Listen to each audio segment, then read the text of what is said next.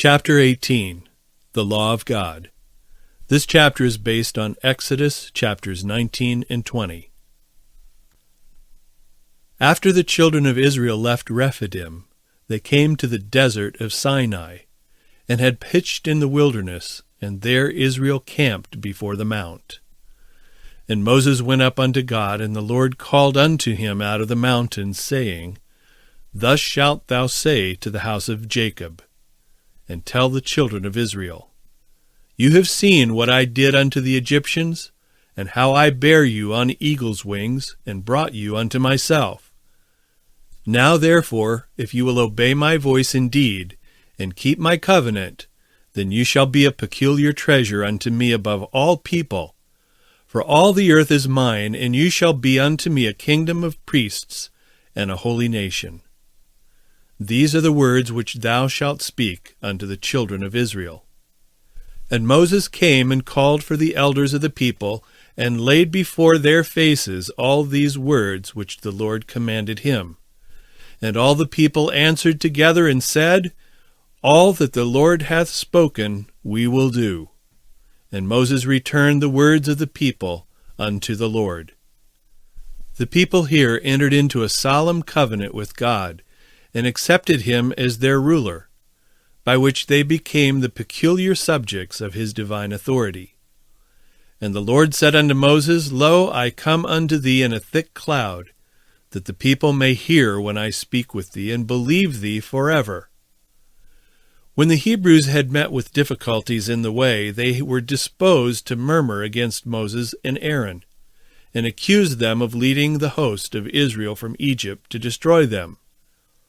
God would honor Moses before them, that they might be led to confide in his instructions, and know that he had put his Spirit upon him. Preparation to approach God. The Lord then gave Moses express directions in regard to preparing the people for him to approach nigh to them, that they might hear his law spoken not by angels, but by himself. And the Lord said unto Moses, Go unto the people, and sanctify them today and tomorrow, and let them wash their clothes, and be ready against the third day. For the third day the Lord will come down in the sight of all the people upon Mount Sinai. And the people were required to refrain from worldly labor and care, and to possess devotional thoughts. God required them also to wash their clothes. He is no less particular now than he was then. He is a God of order, and requires his people now upon the earth to observe habits of strict cleanliness. And those who worship God with unclean garments and persons do not come before him in an acceptable manner. He is not pleased with their lack of reverence for him, and he will not accept the service of filthy worshippers, for they insult their Maker. The Creator of the heavens and of the earth considered cleanliness of so much importance that he said, And let them wash their clothes. And thou shalt set bounds unto the people round about, saying, Take heed to yourselves, that ye go not up into the mount, or touch the border of it. Whosoever toucheth the mount shall be surely put to death. There shall not a hand touch it, but he shall surely be stoned, or shot through. Whether it be beast or man, it shall not live. When the trumpet soundeth long, they shall come up to the mount. This command was designed to impress the minds of his rebellious people with a profound veneration for God, the author and authority of their laws. God's manifestation in awful grandeur. And it came to pass on the third day in the morning, that there were thunders and lightnings, and a thick cloud upon the mount, and the voice of the trumpet exceeding loud, so that all the people that was in the camp trembled. The angelic host that attended the divine majesty summoned the people by a sound resembling that of a trumpet, which waxed louder and louder until the whole earth trembled. And Moses brought forth the people out of the camp to meet with God, and they stood at the nether part of the mount. And Mount Sinai was altogether on a smoke, because the Lord descended upon it in fire. And the smoke thereof ascended as the smoke of a furnace, and the whole mount quaked greatly. The divine majesty descended in a cloud with a glorious retinue of angels, who appeared as flames of fire. And when the voice of the trumpet sounded long, and waxed louder and louder, Moses spake, and God answered him by a voice. And the Lord came down upon Mount Sinai, on the top of the mount, and the Lord called Moses up to the top of the mount. And Moses went up. And the Lord said unto Moses, Go down, charge the people, lest they break through unto the Lord to gaze, and many of them perish. And let the priests also, which come near to the Lord, sanctify themselves, lest the Lord break forth upon them. And thus the Lord in awful grandeur spoke his law from Sinai, that the people might believe. He then accompanied the giving of his law with sublime exhibitions of his authority, that they might know that he is the only true and living God. Moses was not permitted to enter within the cloud of glory, but only draw nigh and enter the thick darkness which surrounded it. And he stood between the people and the Lord. God's law proclaimed. After the Lord had given them such evidences of his power, he told them who he was. I am the Lord thy God, which have brought thee out of the land of Egypt, out of the house of bondage. The same God who exalted his power among the Egyptians now spoke his law. Thou shalt have no other gods before me. Thou shalt not make unto thee any graven image, or any likeness of anything that is in heaven above, or that is in the earth beneath, or that is in the water under the earth. Thou shalt not bow down thyself to them, nor serve them, for I, the Lord thy God, am a jealous God, visiting the iniquity of the fathers upon the children unto the third and fourth generation of them that hate me, and showing mercy unto thousands of them that love me and keep my commandments. Thou shalt not take the name of the Lord thy God in vain, for the Lord will not hold him guiltless that taketh his name in vain. Remember the Sabbath day to keep it holy. 6 days shalt thou labor, and do all thy work, but the 7th day is the Sabbath of the Lord thy God. In it thou shalt not do any work, thou, nor thy son, nor thy daughter, thy manservant, nor thy maidservant, nor thy cattle, nor thy stranger that is within thy gates. For in 6 days the Lord made heaven and earth, the sea, and all that in them is, and rested the 7th day, wherefore the Lord blessed the Sabbath day, and hallowed it. Honor thy father and thy mother, that thy days may be long upon the land which the Lord thy God giveth thee. Thou shalt not kill. Thou shalt not commit adultery. Thou shalt not steal. Thou shalt not bear false witness against thy neighbor. Thou shalt not covet thy neighbor's house. Thou shalt not covet thy neighbor's wife, nor his manservant, nor his maidservant, nor his ox, nor his ass, nor anything that is thy neighbor's. The first and second commandments spoken by Jehovah are precepts against idolatry. For idolatry, if practiced, would lead men to great lengths in sin and rebellion, and result in the offering of human sacrifices. God would guard against the least approach to such abominations. The first 4 commandments were given to show men their duty to God. The 4th is the connecting link between the great God and man. The Sabbath especially was given for the benefit of man and for the honor of God. The last 6 precepts show the duty of man to his fellow man. The Sabbath was to be a sign between God and his people forever. In this manner was it to be a sign. All who should observe the Sabbath signified by such observance that they were worshippers of the living God, the Creator of the heavens and the earth. The Sabbath was to be a sign between God and his people as long as he should have a people upon the earth to serve him. And all the people saw the thunderings and the lightnings and the noise of the trumpet and the mountains smoking. And when the people saw it, they removed and stood far off. And they said unto Moses, Speak thou with us, and we will hear, but let not God speak with us, lest we die. And Moses said unto the people, Fear not, for God is come to prove you, and that his fear may be before your faces, that you sin not. And the people stood afar off, and Moses drew near unto the thick darkness where God was. And the Lord said unto Moses, Thus thou shalt say unto the children of Israel, You have seen that I have talked with you from heaven. The majestic presence of God at Sinai, and the commotions in the earth occasioned by his presence, the fearful thunderings and lightnings which accompanied this visitation of God, so impressed the minds of the people with fear and reverence to his sacred majesty that they instinctively drew back from the awful presence of God, lest they should not be able to endure his terrible glory. The Peril of Idolatry. Again, God would guard the children of Israel from idolatry. He said unto them, You shall not make with me gods of silver, neither shall you make unto you gods of gold. They were in danger of imitating the example of the Egyptians, and making to themselves images to represent God.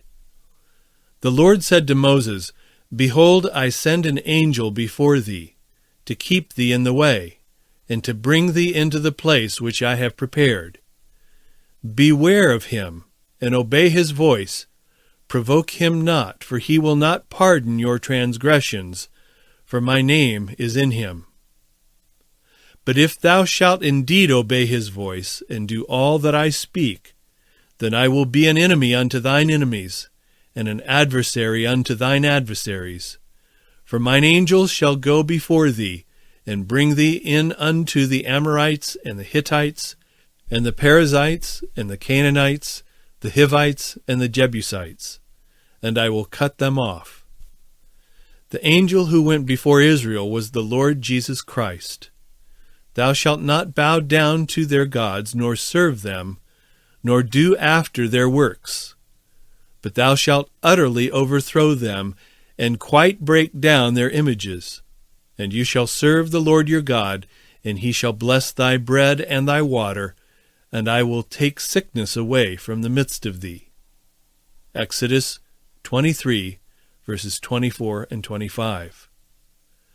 God would have his people understand that he alone should be the object of their worship, and when they should overcome the idolatrous nations around them, they should not preserve any of the images of their worship, but utterly destroy them. Many of these heathen deities were very costly and of beautiful workmanship, which might tempt those who had witnessed idol worship, so common in Egypt, to even regard these senseless objects with some degree of reverence. The Lord would have his people know that it was because of the idolatry of these nations, which had led them to every degree of wickedness, that he would use the Israelites as his instruments to punish them and destroy their gods. I will send my fear before thee, and will destroy all the people to whom thou shalt come, and I will make all thine enemies turn their backs unto thee. And I will send hornets before thee, which shall drive out the Hivite, the Canaanite, and the Hittite from before thee. And I will not drive them out from before thee in 1 year, lest the land become desolate, and the beasts of the field multiply against thee. By little and little I will drive them out from before thee, until thou be increased, and inherit the land. And I will set thy bounds from the Red Sea even unto the sea of the Philistines, and from the desert unto the river, for I will deliver the inhabitants of the land into your hand, and thou shalt drive them out before thee. Thou shalt make no covenant with them, nor with their gods. They shall not dwell in thy land, lest they make thee sin against me. For if thou serve their gods, it will surely be a snare unto thee.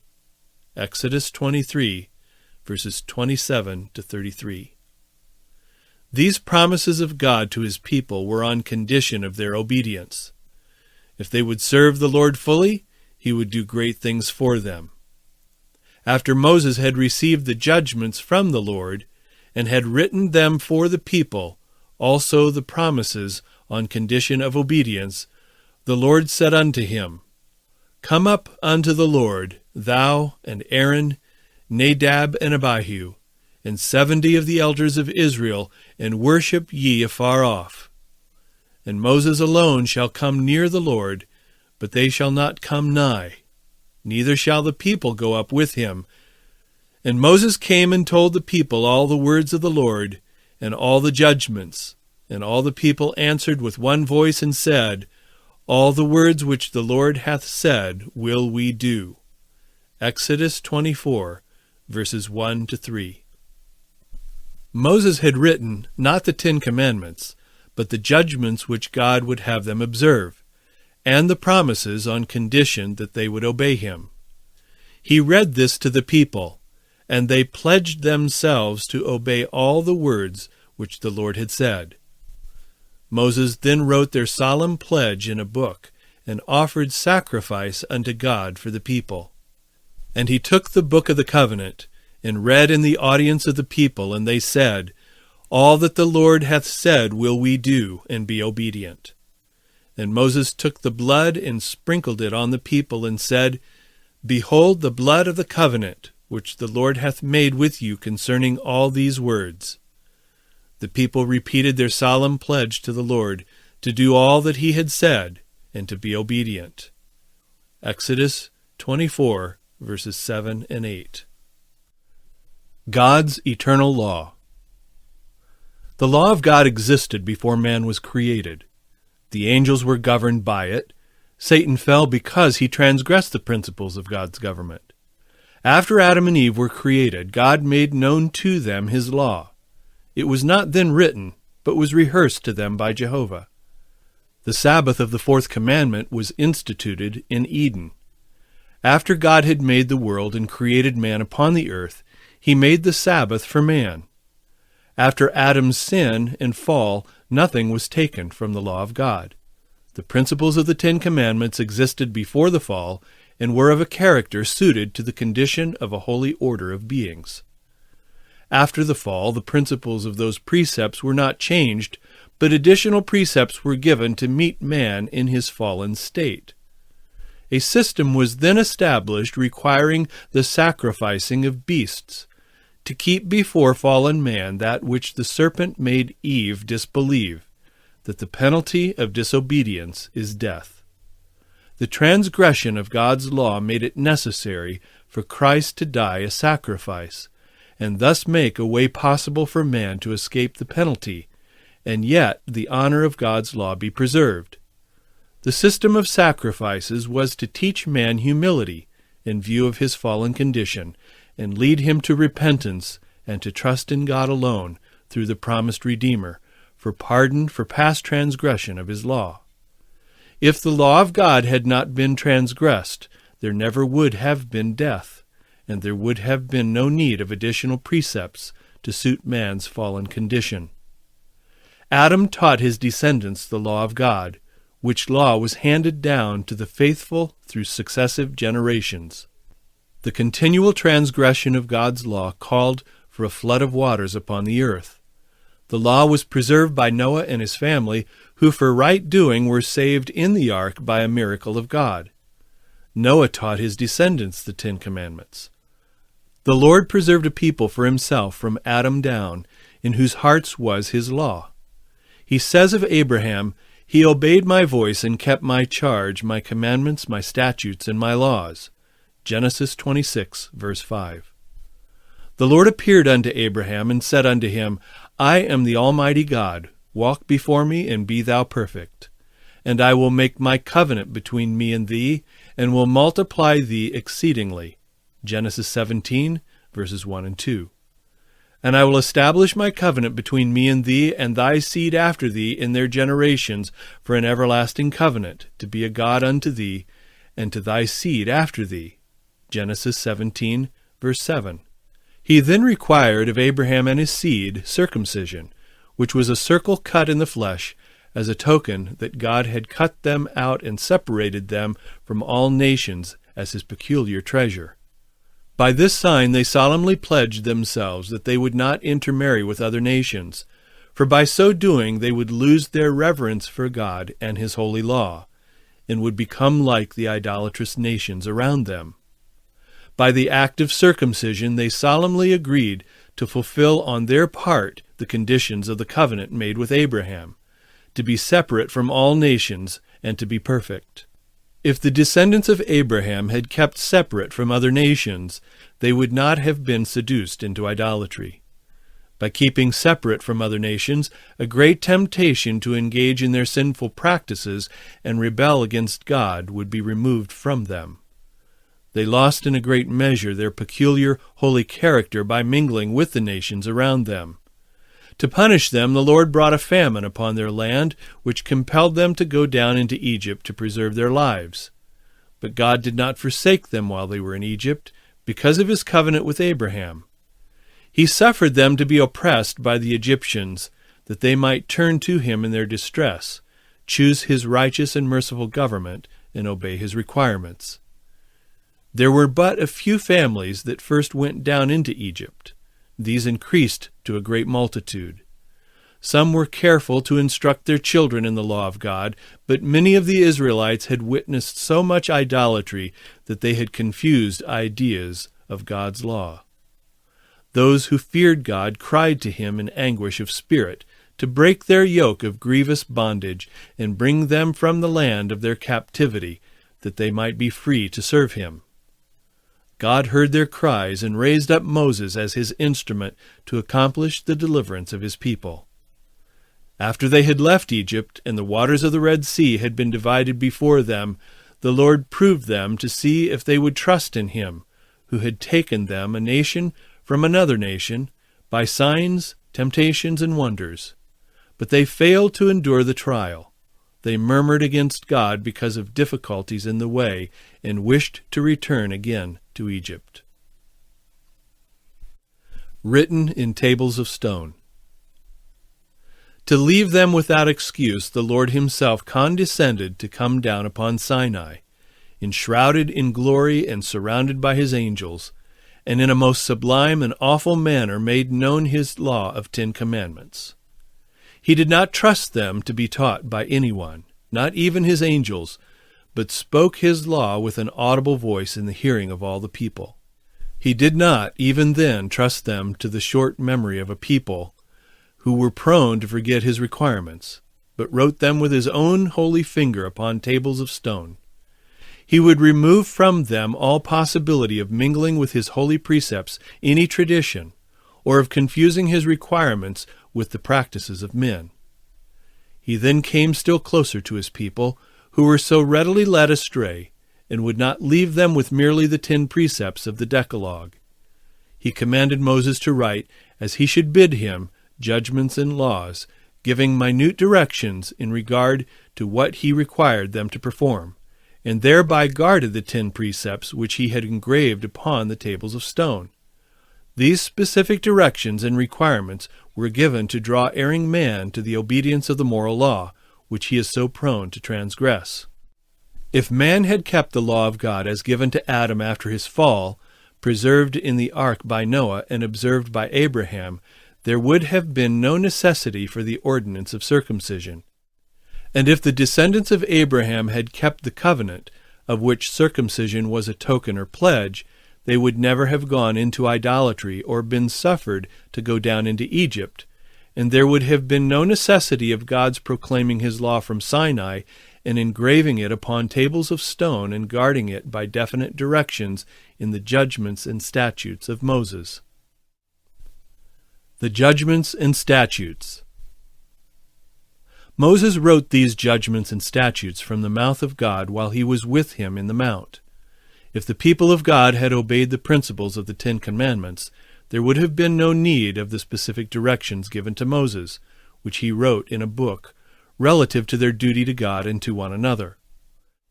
The definite directions which the Lord gave to Moses in regard to the duty of his people to one another and to the stranger are the principles of the 10 Commandments simplified and given in a definite manner, that they need not err. The Lord instructed Moses definitely in regard to the ceremonial sacrifices which were to cease at the death of Christ. The system of sacrifices foreshadowed the offering of Christ as a lamb without blemish. The Lord first established the system of sacrificial offerings with Adam after his fall, which he taught to his descendants. This system was corrupted before the flood, and by those who separated themselves from the faithful followers of God and engaged in the building of the Tower of Babel. They sacrificed to gods of their own make instead of the God of heaven. They offered sacrifices not because they had faith in the Redeemer to come, but because they thought they should please their gods by offering a great many beasts upon polluted idol altars. Their superstition led them to great extravagances. They taught the people that the more valuable the sacrifice, the greater pleasure would it give their idol gods, and the greater would be the prosperity and riches of their nation. Hence, human beings were often sacrificed to these senseless idols. Those nations had laws and regulations to control the actions of the people, which were cruel in the extreme. Their laws were made by those whose hearts were not softened by grace, and while they would pass over the most debasing crimes, a small offense would call forth the most cruel punishment from those in authority.